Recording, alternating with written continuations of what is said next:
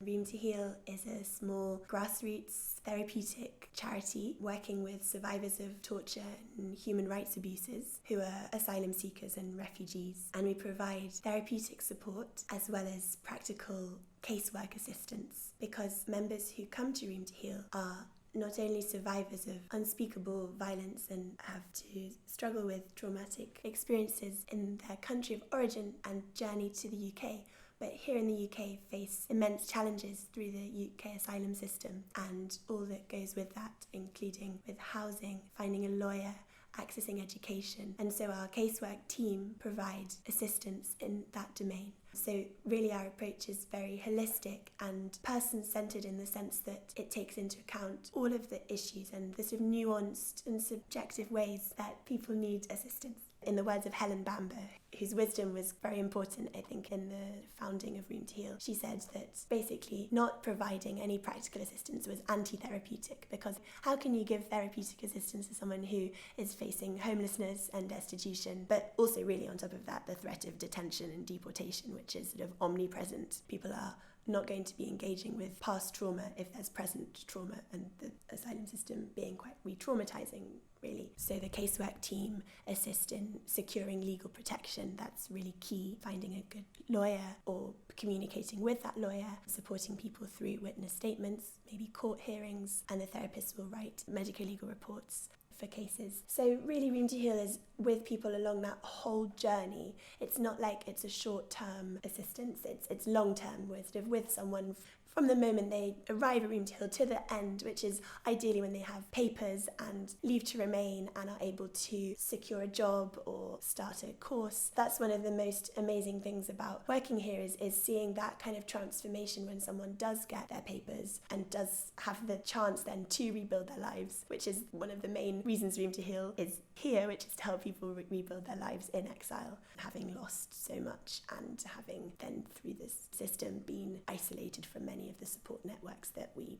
take for granted. So the casework and therapy are really the core elements of the Ream to Heal model, but alongside that we also have a range of more nature-based and social activities. So the therapeutic gardening, the meeting up on a Friday where we cook and eat together, but also we have therapeutic retreats into the countryside, and we do go on community trips to Hampstead Heath or Kew Gardens and have various workshops here in the community centre, maybe creative or physical therapy, yoga, embroidery, printing, that sort of thing. Legal aid cuts were a huge hit to the community because finding a lawyer, a solicitor who isn't at capacity is already a challenge. The immigration law firms are so overstretched, but that's really huge. The legal aid cuts really impacted the community, but also stricter immigration controls and the whole rhetoric around that contribute more to a sense of sort of everyday insecurity and uncertainty. And so the whole post-Brexit and pre and post-Brexit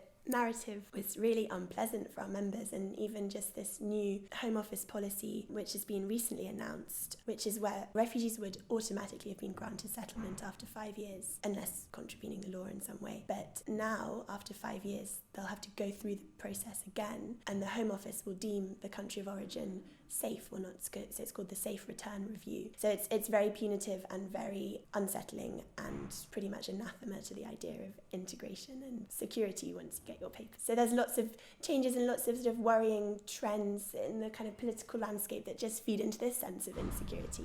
We've been working for a decade, and Mark Fish, the director, founded Ream to Heal in response to his work in Uganda with people who were internally displaced from civil war, and he really witnessed there that the injury was to the community, so any meaningful response to working with people who'd suffered from such immense trauma and displacement would have to involve a community approach. The community was mulling over in his head when he came back to the UK and witnessed that a lot of work with survivors of torture and asylum seekers and refugees was on an individual basis, and that still this need for community was kind of crying out.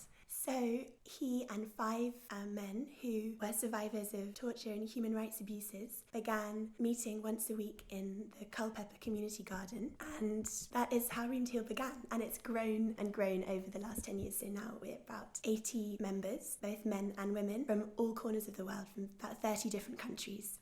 There's a staff team of about 12 of us, and among that there are therapists and caseworkers and administrators. And then members are what we and members have decided the name because it connotes kind of belonging and a bit more agency than something like client or service user or even patient, because the whole way of working at Room to Heal is very different from a medicalised model, and even really quite different from a sort of provider beneficiary transactional sort of unidirectional model, because it's just so transparent that members really obviously get a lot of support from the staff, but a huge amount of support from each other. And at the core of the work is the group work, the therapeutic support group, which happens every week, and it's in that most of the biggest issues sort of existentially and practically are discussed, and through sharing not only traumatic experiences from people's past, but also what people are going through this whole asylum process, which is full of challenges and obstacles and waiting. People really get a lot of support from each other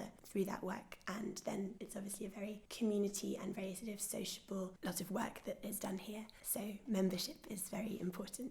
Every Tuesday after the therapeutic work and after a big lunch for the whole community, which is always really delicious and really nice, a group of us go out into the garden, and it's coordinated by a wonderful gardening coordinator, Martha, and Mary, who's a senior therapist as well.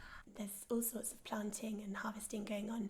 People have been growing callaloo and sukuma wiki, and pumpkins, maize. There's a whole lot of broad beans are growing. It's pretty much all decided as a community. So Martha meets with members to plan everything out communally. And that's sort of also part of this kind of membership model, this kind of idea of everyone taking ownership of the community and deciding collaboratively how we want to do things. Obviously it needs some direction sometimes, but the plants have all been chosen by members, and often it's sort of ingredients that are harder to get or that are kind of expensive. So for example, the Iranian community cook a lot with dill, and so we've had lots of dill, which has been flavouring lots of our amazing meals. One of the local residents who lives here in the estate brought callaloo seeds. So it's been very nice to involve some of the people living nearby. There's a lot of amazing work that happens in that garden, and just how it is a sort of metaphor for the changing seasons. Often people say the garden looks dead or it's a wasteland, there's no life. And then spring comes and it's wow, it's back again. So that's amazing. And then we also have a community garden in Culpeper where we have a small sort of allotment area that members tend to, and there somebody cooks for the whole community, and lots more people come to that. So sometimes you have between 20 and 40 people all eating around the fire and chatting, and it's very magical. We all sit around it, and sometimes we play some music. Some of our members are really talented musicians, and so we often end with a song. In our evaluations, members have always spoken very, very emotionally and movingly about the work in the garden, because it's teamwork, but it's also therapeutically and almost on a spiritual level, people connecting to the earth and watching something grow and having responsibility for something outside of themselves, and restoring hope that comes out quite strongly in what people say about the gardens. Wow, this little seedling has managed to make its way through all this hardship, and now it's a beautiful plant that we can eat and share in the community meal on Friday. That print over there, it's a collaborative screen printing, which shows some of the crops that have been grown here. That's a cocoa pod, which is from Kew Gardens. They were based on sketches that people did in Kew Gardens of plants that reminded them of home or had an association. And in another of the prints there was some rhubarb, which was sort of symbolising this rhubarb pie that one of the older ladies who lives nearby brought for the gardening group, and people were very touched by that. I think the garden is a wonderful locus for these kinds of spontaneous exchanges and seed swaps and recipe swaps and wisdom, because many people had gardens or been gardeners even, or grown up on farms, and this quite brutal and painful disconnect from the home and from the earth was really felt.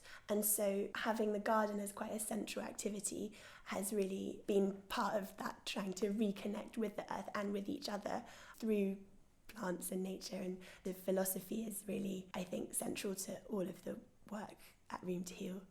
We have some wonderful volunteers, including Jane and Anna and Sally, and then we have general volunteers in the garden and here who help out with a range of different things.